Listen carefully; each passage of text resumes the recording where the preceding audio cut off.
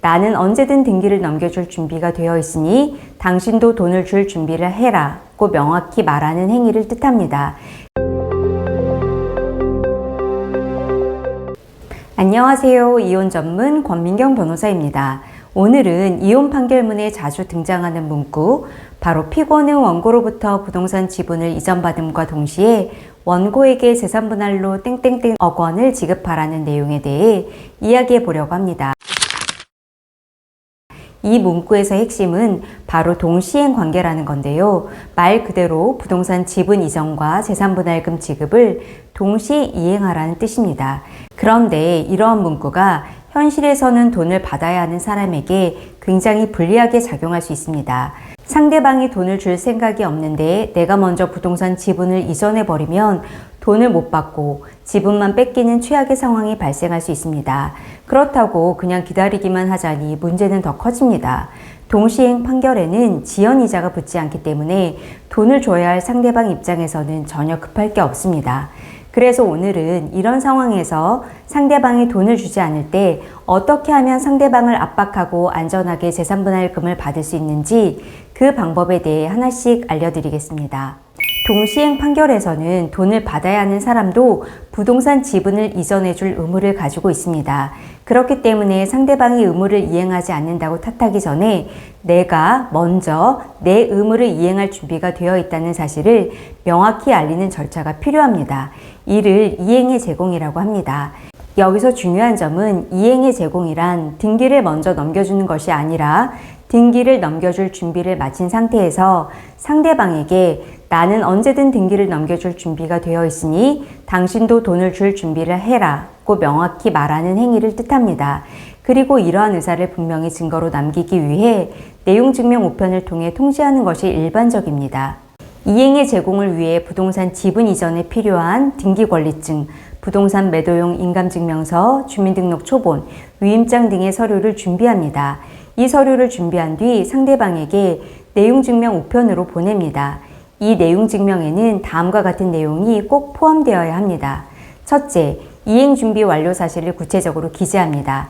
내용증명에는 내가 판결에 따라 부동산 지분 이전을 위한 모든 서류를 마쳤다는 사실을 구체적으로 적어야 합니다. 예를 들어 서류는 소송대리인 사무실, 법무사 사무실 또는 본인이 보관하고 있으니 상대방이 재산분할금을 지급하는 즉시 상대방이나 상대방이 지정하는 법무사에게 서류를 넘길 준비가 되어 있다는 내용이 포함되어 있어야 합니다. 둘째, 내용증명에는 상대방에게 재산분할금을 지급할 기한을 명확히 제시해야 합니다. 예를 들어 귀하는 본 통지서를 받은 날로부터 2주 이내에 재산분할금을 아래 계좌로 입금하고 동시에 준비된 서류를 수령해 가시기 바랍니다. 라는 식으로 기재하시면 됩니다. 셋째, 만약 상대방이 위 기한 내에 재산분할금을 지급하지 않을 경우 그 다음 날부터 이행지체 상태에 빠지게 된다는 점을 분명히 알려야 합니다. 또한 이행지체 상태가 발생하면 상대방은 다 갚는 날까지 연 5%의 지연손해금을 부담해야 한다는 점도 명시하는 것이 좋습니다. 여기서 중요한 점이 하나 더 있습니다. 상대방이 이행지체 상태에 빠지려면 이행의 제공이 계속 유지되어야 한다는 것이 우리 법원의 입장입니다. 즉, 내가 언제든 등기 서류를 넘겨줄 준비가 되어 있다는 상태를 지속적으로 유지해야 합니다. 상대방이 돈을 주겠다고 하면 바로 서류를 넘겨줄 수 있는 준비 상태를 계속 갖추고 있어야 한다는 뜻입니다. 이처럼 철저히 준비하고 내용증명을 통해 상대방에게 명확히 알리면 상대방은 이행지체 상태에 빠지게 되고 이를 통해 재산분할금을 완전히 받아낼 가능성이 높아집니다. 다음으로 상대방이 끝까지 돈을 주지 않을 경우 법적으로 어떻게 대응할 수 있는지에 대해 알아보겠습니다. 첫째, 이행명령 신청입니다. 이행명령은 상대방에게 재산분할금을 지급하도록 법원에서 직접 명령을 내리는 제도입니다. 가정법원에 이행명령을 신청을 하면 법원이 상대방에게 재산분할금을 지급하라는 명령을 내리게 됩니다. 이 명령을 어길 경우 상대방은 과태료 또는 감치 같은 처벌을 받을 수 있습니다. 감치는 매우 강력한 수단이기 때문에 이행명령 단계에서 대부분의 재산분할금 문제가 해결되는 경우가 많습니다. 둘째, 강제집행입니다. 이혼 판결을 통해 집행문을 발급받으면 상대방의 재산을 압류하거나 경매에 붙여 그 대금으로 재산분할금을 받아낼 수 있습니다. 강제집행에는 부동산 강제집행, 채권 압류 추심 등이 있습니다. 셋째, 지연손해금을 청구할 수 있습니다.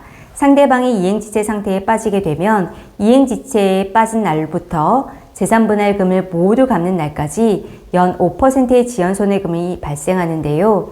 이 지연손해금은 별도의 소송을 통해 청구할 수 있습니다. 정리하겠습니다. 동시행 판결 후 재산분할금을 받지 못하고 있다면 첫째, 등기 이전 서류를 준비하고 내용 증명을 보내 상대방을 이행지체에 빠뜨리게 하면 됩니다. 둘째, 가정법원에 이행명령을 신청하여 과태료와 감치라는 강력한 수단으로 압박하시면 됩니다. 셋째, 그래도 이행하지 않는다면 확정 판결문을 근거로 상대방의 재산에 강제집행을 진행하여 재산분할금과 지연이자까지 모두 받아내시면 됩니다. 오늘은 동시행 판결에 따라 재산분할금을 받는 방법을 알아봤는데요. 영상이 도움이 되셨다면 구독과 좋아요 부탁드립니다. 감사합니다.